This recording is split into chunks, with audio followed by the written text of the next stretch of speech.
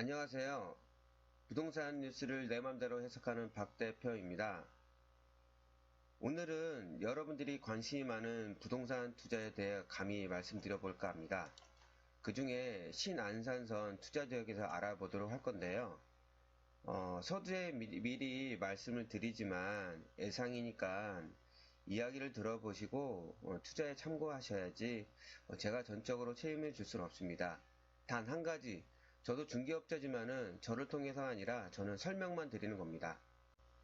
보통 부동산을 투자하는 사람들이 제일 먼저 보는 것이 무엇일까요? 바로 역세권입니다. 죄송합니다. 그래서 프리미엄 역세권이라고 하는데요. 이번에 말도 많았고 진짜 탈도 많았던 게 신안선인데요. 이제 이게 언제 발표한 줄 아세요? 바로 1994년이에요. 즉 25년 만에 착공을 하는 것입니다. 그리고 서해선 공영 구간인 시흥시청역과 원시역 구간은 2018년 6월 서해선과 개통되었습니다. 이번 신안산선 착공은 한양대에서 출발해가지고요. 한양대 캠퍼스입니다. 여의도까지 가는 게 1단계 구간이고요. 이번 착공은 바로 1단계까지입니다. 사진에서 보시면 공덕과 서울역까지는요 2단계인데 이거는 조금 아직 시작도 안 해서 시간이 많이 걸릴 거거든요. 그래서 오늘은 이 이야기는 빼지만 뭐 부분적으로 다 얘기하면 다 들어갑니다. 대략 2024년도에 뭐 개통이 된다고 하는데요. 뭐 지금까지 한두 번 겪어봤습니까? 보통 지하철 같은 거는 개통 예전 시간보다 한 2, 3년, 늦게는 5년까지 딜레이 된다고 보셔야 합니다. 그럼 2단계 서울역까지는 먼 이야기죠. 보통 사람들이 그 서해선 공용구간을 잘 모르시는 분들이 있어요. 서울이 아니다 보니까 신안산선을 보시려면 이것까지 좀 이해를 하셔야 됩니다. 그래서 일단 사진을 먼저 보여드릴게요. 사진을 보시면요. 소사에서 저기 원시까지 하는 게 서해선인데요. 이게 소사는 그 1호선 역곡을 지나 그 소사부터 출발을 해가지고요. 원시까지 가는 게 서해선입니다. 그 중간에 초지라는 역이 있는데요. 이건 4호선입니다. 이 내용을 좀 아셔야지 신안산에 대해 좀 이해를 하실 수 있습니다. 혹시 지금 이 듣고 계신 분들 중에서 이 사업이 취소되면 어떻게 할까? 어떻게 해요? 라고 궁금하신 분들이 있을 거예요. 이 신안산선 이 계획은요 2030년 서울 플랜에서도 언급되고 있습니다. 보통 이렇게 계획이 잡히면요 시간이 좀 걸릴 뿐이지 거의 한다고 보셔야 됩니다. 그러니까 안심하셔도 됩니다. 그럼 이 노선들의 가치는 어디에서부터 출발할까요? 먼저 이 서남권 지역은요 오랫동안 교통 약제 지역으로 손꼽혀 왔어요. 우리가 여기서 보시듯 보면은 뭐 독산, 구로 디지털 단지 같은 경우, 그리고 뭐 시흥시청, 뭐 이 라인들은요, 서울권이지만은 좀 변방으로 좀 취급되어 왔었거든요. 그런데 왜 제일 중요한 걸 제가 말씀드리고 싶은 게 뭐냐면은 이런 데는 일반 지하철과 달리요, 고속 전철로 계획되어 있습니다. 일반 지하철은요, 보통 우리가 이제 1호선, 2호선 이렇게 타고 다니잖아요.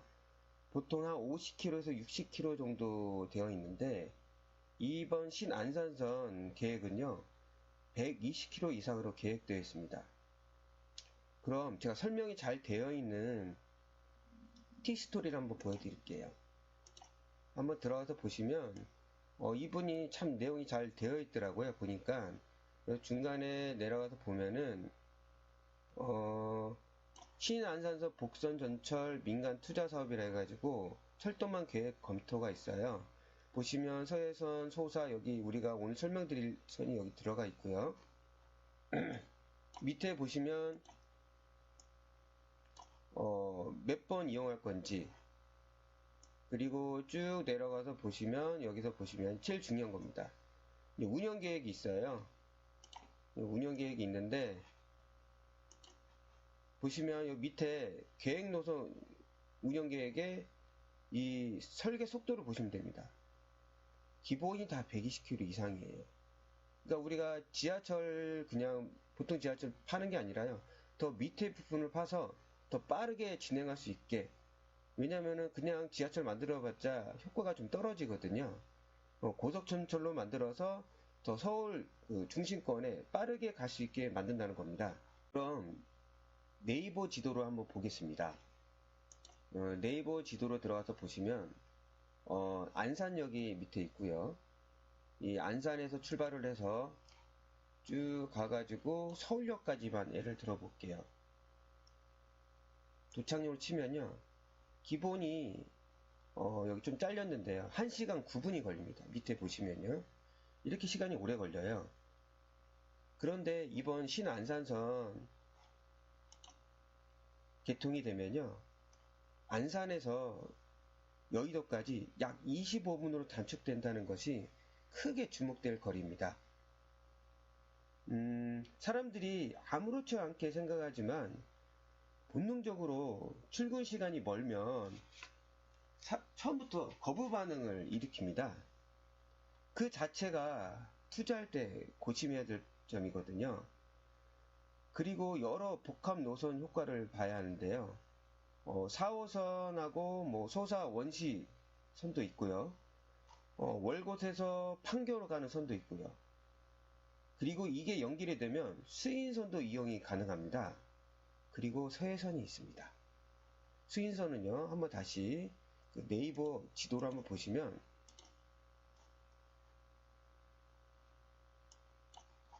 이건 지울게요. 경로를 보면 여기 수인선이 있거든요. 수인선을 보시면 여기 그 아까 월곶도 지나고요. 인천부터 해가지고요. 오이도 가는 방향입니다. 그러니까 서울에 사신 분들은 이걸 잘 몰라요. 근데 이 복합적으로 여기가 다 이용될 수 있기 때문에 이 가치는 어마어마할 거라고 저는 생각해요. 그리고 이 연결고리를 보시면 이 송도 월곶에서 판교로 가는 길을 지나면요. 이 신분당선하고 연결이 됩니다. 그러다 보니까 지금 이 신안선의 이제 개통은 제2의 신분당선이라는 얘기도 나와 있습니다. 당연히 여기서 판교까지 가서 신분당선을 이용할 수 있으면 강남이 바로 코앞이잖아요.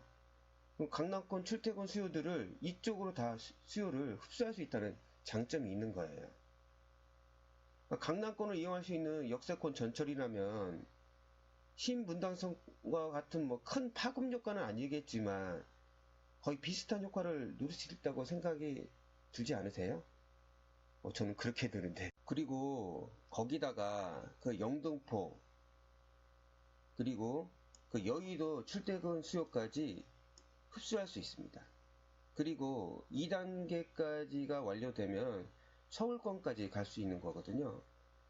당연히 그 파급 효과는 어마어마하다고 할 수 있습니다. 지금 현재는 아직 시작 단계라 뭐 여기 시작 단계 안 한 데도 있죠. 그렇기 때문에 그 효과 대비 가격 상승은 크지 않습니다. 아직까지. 다 반영됐다면 큰 의미가 없겠죠. 그럼 제가 투자 지역을 한번 추천해 볼게요. 그게 지금 오늘 얘기의 제일 핵심이잖아요. 먼저 지금도 활발히 진행되고 있고 관심도가 높은 신길 뉴타운은 아실 겁니다. 그 가까운 신분역 근처를 말씀드리고 싶어요.